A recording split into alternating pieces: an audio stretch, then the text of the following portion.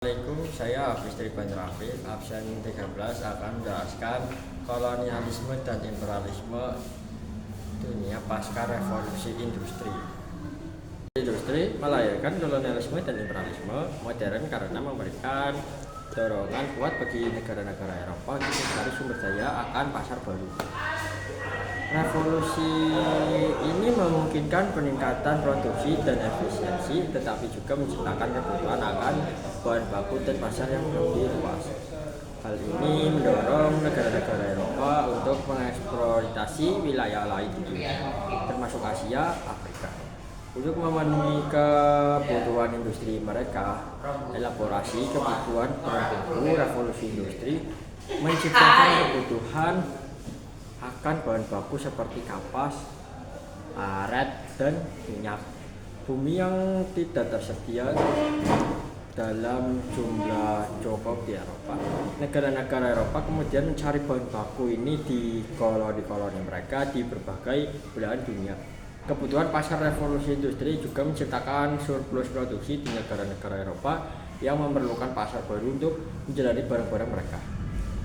Koloni-koloni di Asia dan Afrika menjadi pasar penting bagi produk-produk industri Eropa. Kekuatan militer dan teknologi revolusi industri juga membawa kemajuan dalam bidang militer dan teknologi, seperti senjata, kapal perang, dan sistem transportasi yang lebih maju.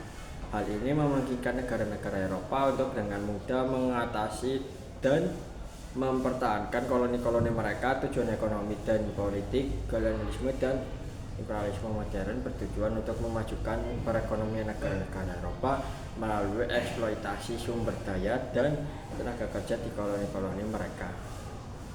Selain itu, kolonialisme juga memiliki tujuan politik seperti perluasan pengaruh dan dominasi di berbagai wilayah. Contoh di Indonesia setelah revolusi industri, Belanda mengubah sistem tanam paksa menjadi ekonomi liberal di Indonesia untuk mengeksploitasi sumber daya alam dan tenaga kerja pribumi.